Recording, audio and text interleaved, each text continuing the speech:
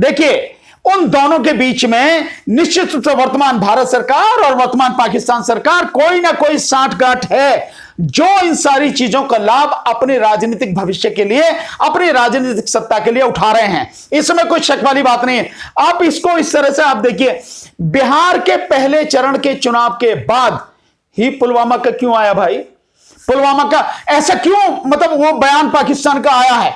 और आप इसका असर देखिए, आप बिहार में जो अभी लेह लद्दाख में बिहार रेजिमेंट के जो 20 जवान शहीद हुए, उसके लिए जो राजनीतिक उसका लाभ उठाने की कोशिश की गई, बिहार की जनता ने दिखा दिया कि वो वहां पर मुद्दा नहीं है और उसका लाभ बीजेपी को किसी हालत में वहां मिलेगा नहीं।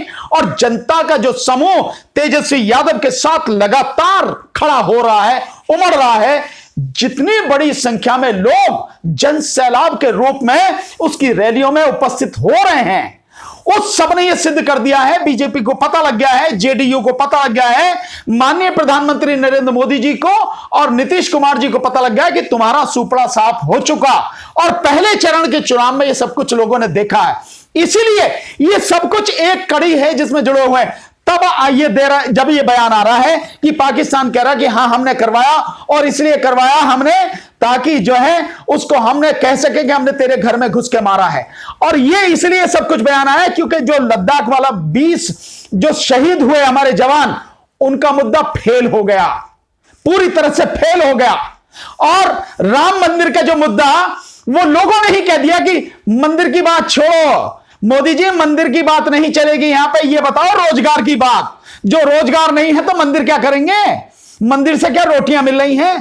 तो लोगों ने जो ये कहा है, उनको समझ में आ गया कि ना तो तुम्हारा मंदिर का मुद्दा चलेगा, ना तुम्हारा ये जो है 20 बिहार रेजिमेंट के जो जवान शहीद हुए, ना ये मुद्दा चलेगा। सब दिख रहा सामने, पब्लिक सब खड़ी है, क्योंकि पब्लिक इस दौरान, जो लॉकडाउन के दौरान जो प्रवासी मजदूरों ने पीड़ा भुगती है, जो कष्ट सहे हैं, जो दुख झेला है, जो सड़क पर वो मरे हैं, उस सबको वो भूले नहीं है और वो सामने है। और उसके कारण जितनी जबरदस्त बेरोजगारी इस देश में और विशेषकर बिहार में फैली है, छाई है, जो लोग भूखों मर रहे हैं, उसको भूले नहीं है। इसलिए अब ये कोशिश हो रही है कि पुलवामा वाले में ये पाकिस्तान की तरफ से ये कहलवा के भारत, हिंदुस्तान और पाकिस्तान करके, हिंदुस्तान और पाकिस्तान करके उस मुद्दे को भुनाने की कोशिश है, ताकि एक चरण तो बीच गया, बाकी आने वाले जो 2 चरणों का चुनाव है, जो 3 नवंबर और 7 नवंबर को होने वाला है, उसमें इस बात को भुनाया जा सके और इसका फायदा मिल सके।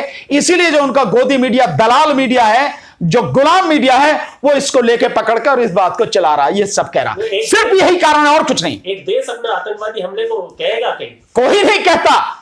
ये कौन कहता है भाई? कोई भी एक देश तो किसी हालत में नहीं कह सकता।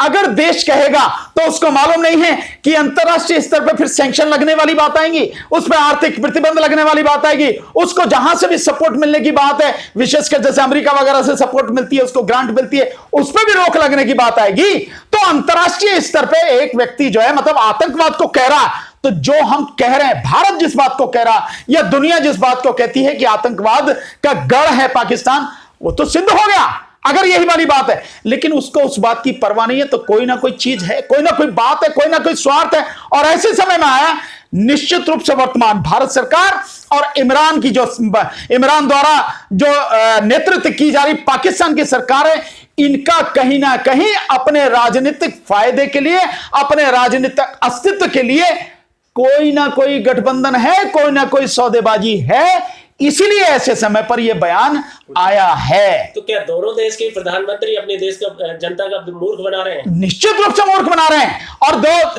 दोनों देशों के प्रधानमंत्रियों के जो खिलाफ में हैं, आप देखिए दोनों देशों में जनता में बड़ा जबरदस्त गुस्सा है। वहां इमरान खान के खिलाफ पाकिस्तान की जनता में बड़ा जबरदस्त आक्रोश है, गुस्सा है। और यहां पर माननीय मोदी जी के विरोध में पूरे देश में जबरदस्त गुस्सा है, जबरदस्त जन भावनाएं उनके विरोध में है, बीजेपी के विरोध में है। और इसीलिए ये सौदेबाजी जो की गई है, ये इसीलिए की गई, उसका ये कारण है। अंतरराष्ट्रीय स्तर पर कौन किसी का दोस्त, कौन किसी का यार। वैसे भी राजनीति में यही तो कहते हैं, बीजेपी वाले कहते हैं और बाकी राजनीति वाले कहते हैं कि राजनीति में ना कोई किसी का दुश्मन है, ना कोई किसी का दोस्त है। मौके मौके की बात है, जैसा मौका हो, जैसी स्थिति हो, उस हिसाब से वो जो दोस्त भी बन जाते हैं, उस हिसाब से दुश्मन भी बन जाते हैं। यही सारी स्थिति है। तो जो देश में हो सकता है, पार्टियों के स्तर पर हो सकता है, वो अंतरराष्ट्रीय स्तर पर क्यों नहीं हो सकता? और होता है और हुआ है, आज भी हो रहा है। ये वही साठगांठ है सारी के सारी। पाकिस्तान आज ये कह रहा है तो पाकिस्तान ने ये कराया है, तो तभी क्यों नहीं बोला था कि मैंने कराया है? नहीं, तो फिर मैं ये मानता हूं, तब नहीं बोला, क्योंकि जो सारी की सारी चीजें हैं, किस तरह से किसने कराया। मैंने तो बहुत पहले बोला था कि पुलवामा बीजेपी का कराया धरा है। आप इस चीज से देखिए ना, आपको कहीं और जाने की जरूरत नहीं है। 14 फरवरी 2019 को पुलवामा हुआ। प्रधानमंत्री कहां थे, कब उन्होंने रिएक्ट किया, सबको मालूम है। उसके अगले दिन प्रधानमंत्री किस मीटिंग में थे, और उसके बाद में जो मतलब है सभी राजनीतिक दलों की मीटिंग बुला के प्रधानमंत्री खुद गायब हो गए। कहां चले गए? वो अपनी मीटिंग में थे। उसके बाद में अपने कैडर की वो मीटिंग कर रहे थे प्रधानमंत्री। ये जो सारी चीजें हैं, इन सब चीजों को देखते हुए समझ में आता है। और इसके बाद आपने जो इंक्वायरी करी, इंक्वायरी में कहा एक आदमी पकड़ा था जो डीएसपी था, जो उसका नाम मुझे ध्यान नहीं है, जो सरदार डीएसपी थे, वो जो पकड़ा में आया, उसको भी इसलिए छोड़ दिया गया, टेक्निकल ग्राउंड पर उन्हें बेल मिल गई, क्योंकि 3 महीने यानी 90 दिन के अंदर अंदर एनआईए ने उनको जिस दिन गिरफ्तार किया, उस दिन से 90 दिन के अंदर अंदर इन्वेस्टिगेशन करके चार्जशीट कोर्ट में फाइल नहीं करी, इसलिए टेक्निकल ग्राउंड पर उन्हें मिल गई। तो यानी एक व्यक्ति जो वो भी छूट के भाग गया। तो सब जो सारी स्थिति है, और उसके बाद आप 1.5 साल बाद चार्जशीट फाइल कर रहे हैं, जिसमें आप कह रहे हैं हाँ वो और संगठन है, वो संगठन है। आपके 44 जवान शहीद हुए, और आज की तारीख में पाकिस्तान अगर ये कह रहा, तो आप उस पर स्ट्राइक नहीं करेंगे? आपको नहीं करनी चाहिए। एक देश अगर स्वीकार कर रहा है कि मैंने ये सब कुछ कराया, तो आपको तुरंत उसके खिलाफ कठोर कार्रवाई करनी चाहिए। जो आप सर्जिकल स्ट्राइक की बात करें, क्या अब सर्जिकल स्ट्राइक नहीं बनती? जो पुलवामा में हुआ उसके बाद सर्जिकल स्ट्राइक नहीं बनती? ऐसी इतनी सर्जिकल स्ट्राइक बनती है कि पाकिस्तान की पूरी तरह से कमर तोड़ देनी चाहिए उसके एक्सेप्टेंस के बाद, पर आप कर नहीं रहे। तो इसका मतलब है कि कहीं कुछ नहीं है, राजनीतिक सौदेबाजी है, बिहार चुनाव के लिए फायदा उठा रहे हैं। सर, सारी की सारी चीजें बहुत सोची समझी साजिश के तहत है। केवल एक मुद्दा, यह निश्चित रूप से नया मुद्दा लाया गया है, और इस नए मुद्दे के दोनों तरफ से फायदे उठाने की कोशिश की जा रही है, हिंदू मुस्लिम करने की। और अभी तो क्योंकि केवल 71 ही सीटों पर चुनाव हुआ है ना, 172 सीटें, तो उन पर तो चुनाव होना बाकी है ना। तो 172 सीटें बहुत बड़ी संख्या है।